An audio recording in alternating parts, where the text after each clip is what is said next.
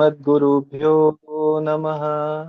अस्मत्परम गुरुभ्यो नमः।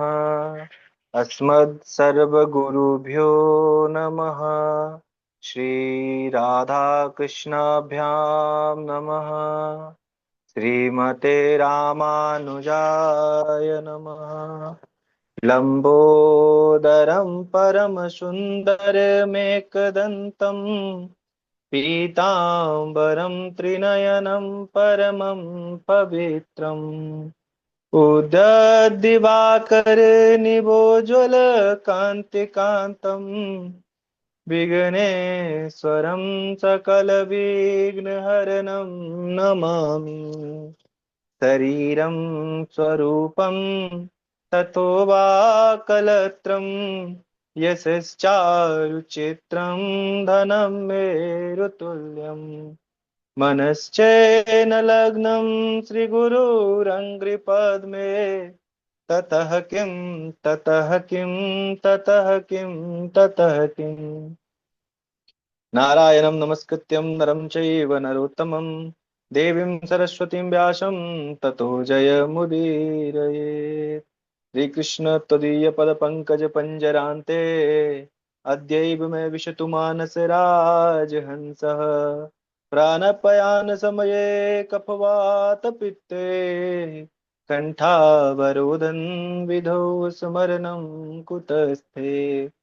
वरहापीरं नटवरवपु कर्णयो कर्णकारम् बिभ्रदवास कनककपिशं वैजयन्तीं च मालाम् रन्ध्रान् वेणुरधरसुधया पूरयन् गोपवृन्दे वृन्दारण्यशपदरमणं प्राविशद्गीतकीर्तिः।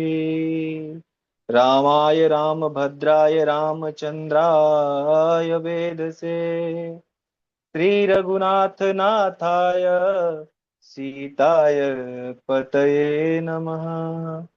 अंजनानंदनं वीरं जानकी शोकनाशनं कपीशमक्षहन्तारं वन्दे लङ्काभयङ्करम्। मूकं करोति वाचालं पङ्गुलङ्घयते गिरिं यत्कृपात्तमहं वन्दे परमानंद माधवम्। भक्त भक्ति भगवंत गुरु चतुर नाम बपु एक। इनके पद वंदन किए नासे बिघ्न अनेक। श्री राधा मेरी माँ तू है, पिता मेरे घनश्याम।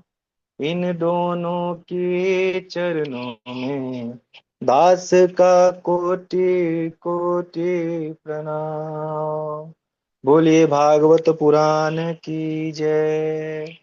अनंत कोटि ब्रह्मांड नायक अचिंत कल्याण गुणगण निधान सर्वेश्वर सर्वाधिपति अकारण करुणा वरुणालय अकारण करुणा कारक सरल जन्य कल्य शापहारक परात्पर परब्रह्म कोट अनंत कोटि कंदर्प दर्प दलन पटियान निर्गुण निराकार सगुण साकार जगदैक बंधु करुणैक सिंधु श्री राधा रानी और कृष्ण श्री कृष्ण के युगल चरणार बिंदों में दास का बारंबार प्रणाम।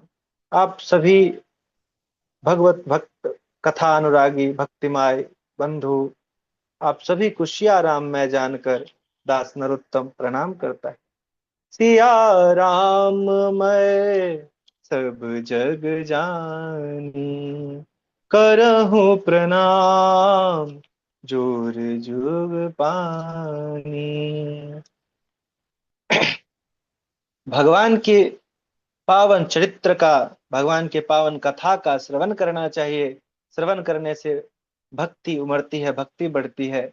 तुलसी बाबा कहते हैं, जाने बिनु ना होत प्रतीति, बिनु परतीति होत न प्रीति। आइए, पूर्व वक्तव्य में हमने भगवान श्री कृष्ण का जन्म और पूतना उद्धार का श्रवण किया था। आज हम लोग अपनी कथा को आगे बढ़ाते हैं। ऐसो को दार जग माही, ऐसो को दार जग माही, बिनु सेवा जो द्रवे दीन पर, राम सरस कौ नाही, ऐसो को दार जग माही।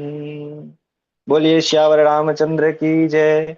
आइए, आज हम लोग सकट भंजन लीला से कथा प्रारंभ करते हैं। सुखदेव जी महाराज कहते हैं कि परीक्षित, जब भगवान श्री कृष्ण 3 माह के हो गए तो उन्होंने पलने में सोए सोए करवट बदली।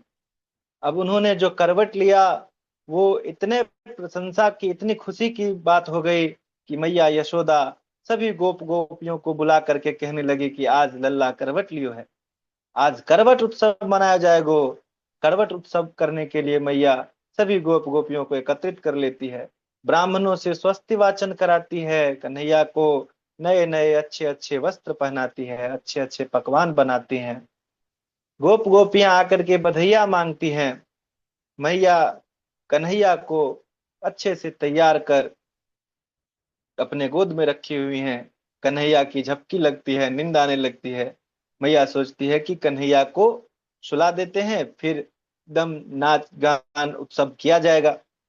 कन्हैया को मैया ले जाकर, और यहाँ नाच गान हो रहा था तो शोरगुल हो रहा था, तो मैया कन्हैया को ले जाकर दूर छकरे के नीचे सुला देते हैं। और कुछ बाल खेल रहे थे वहां पर, उनको कहते हैं ध्यान रखने के लिए। अब इधर मैया आकर के अपना उत्सव मना रहे हैं, सभी नाच रहे हैं, कन्हैया के लिए गाना गा रहे हैं। इतने में एक सक्टासुर नाम का दैत्य आता है वहां पर। वो सक्टासुर जो हिरण्याक्ष का पुत्र उत्कच होता है, जो अपने बड़े विकराल शरीर से पेड़ पौधों को रौंदता हुआ एक दिन लोमस ऋषि के आश्रम में, उनके आश्रम के पेड़ पौधों को कुचल देता है। तो लोमस ऋषि क्रोधित हो जाते हैं और उनको श्राप दे देते हैं कि तुझे अपने देह का बहुत घमंड है, तो जा, तेरा शरीर ही नहीं रहेगा, तू बिना शरीर का हो जाएगा। अब वही उत्कच बहुत अनुनय विनय करता है लोमस ऋषि से। तो वो कहते हैं कि ऋषि की वाणी तो मिथ्या नहीं हो सकती, तो तुम्हारे कल्याण का मार्ग मैं तुम्हें बता देता हूँ कि जब वैवस्वत मनवंतर के द्वापर युग में भगवान श्री कृष्ण का अवतरण होगा, तो उन्हीं के पैर चरण स्पर्श से तुम्हारा कल्याण होगा। आज वही उत्कच सक्टासुर बनकर भगवान श्री कृष्ण को मारने के लिए आया है, और उसी छकरे पर बैठकर भगवान श्री कृष्ण को दबा करके मारना चाहता है। अब इधर भगवान की आंखें खुल जाती है उत्सव का गाना सुन करके, और वो सोचते हैं कि मेरे मेरे लिए जो उत्सव हो रहा है वो मेरे बगैर हो रहा है, मुझे ही दूर कर दिया है। जोर जोर से रोने लगते हैं, अपने हाथ पांव को फेंकने लगते हैं। इधर सक्टासुर उन्हें दबा करके मारने का चेष्टा करता है, और कन्हैया जो पैर फेंक रहे होते हैं वही नन्हे नन्हे चरणों से उस छकरा पर लगता है, और वो छकरा आकाश में उड़ जाता है। उस पर रखी हुई सारी मार मटकियां गिर जाती हैं, और जब छकरा नीचे गिरता है तो छकरा तो टूट टूट कर टुकड़े टुकड़े हो जाते हैं, और सक्टासुर का भी गोविंदाय नमः हो जाता है। इतने जोर की आवाज होती है कि सभी गोपियां मैया यशोदा दौड़ के वहां आती हैं, देखती हैं कि सारे मार मटकियां इधर उधर फूटी पड़ी हुई हैं, और छकरा टूटा हुआ पड़ा है। तो वह पूछते हैं कि यह कैसे हुआ। तो जो बालक खेल रहे थे वो कहते हैं कि इसी कन्हैया ने किया है, इसी के चरण के ठोकर से यह इतनी ऊंचा उड़ा और टूट करके बिखर गया।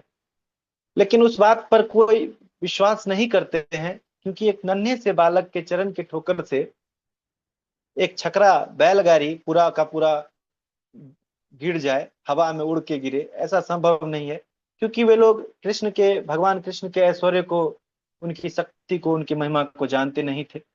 इसीलिए उन्होंने इस पर भी भरोसा नहीं किया। अब कुछ दिन व्यतीत होता है तो फिर कंस का भेजा हुआ एक और राक्षस तृणावर्त वहां आता है। मैया कन्हैया को गोद में लेकर के बैठी होती हैं। कन्हैया सोचते हैं कि यदि तृणावर्त आएगा मैया के सामने में मुझे उठा के ले जाएगा तो मैया घबरा जाएंगी, डर जाएंगी। इसीलिए कन्हैया अपना भार थोड़ा बढ़ाते हैं, तो मैया उनको गोद से उतार कर नीचे रख देती हैं और अपने घर के काम काज में लग जाती हैं। इतने में ही जो तृणावर्त था वो बवंडर का रूप लेकर के आता है और भगवान श्री कृष्ण को अपने साथ उड़ा करके आसमान में ले जाता है और उन्हें गोकुल में घुमाता है। क- जब तक कन्हैया को गोकुल में घुमा रहा था तृणावर्त, तब तक तो कन्हैया ने कुछ नहीं किया। लेकिन जैसे ही तृणावर्त ने अपना रुख मथुरा की ओर मोड़ा, मथुरा की ओर प्रस्थान किया, कन्हैया अपना भार बढ़ाना शुरू कर दी। भार इतना बढ़ गया कन्हैया का कि तृणावर्त को लगने लगा कि हम, लगता है किसी नीलगिरी चट्टान को उठा के ले आए, बालक तो नहीं हो सकता इतना वजन। फिर सोचता है कि यहां से गिरा देते हैं, बालक होगा तो मर जाएगा। वो वहां से पटक देता है।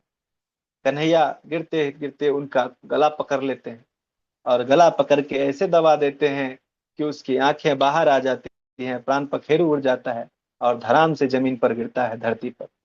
ब्रजवासी जब देखते हैं तो दौड़ के आते हैं, कहते हैं कि हिंस्रः स्वपापेन विहिंसितः खलः साधु समत्वेन भयाद् विमुच्यते। कहते हैं यह पापी अपने पाप के कारण मारा गया और कन्हैया सत पुरुषों के आशीर्वाद से बच गया।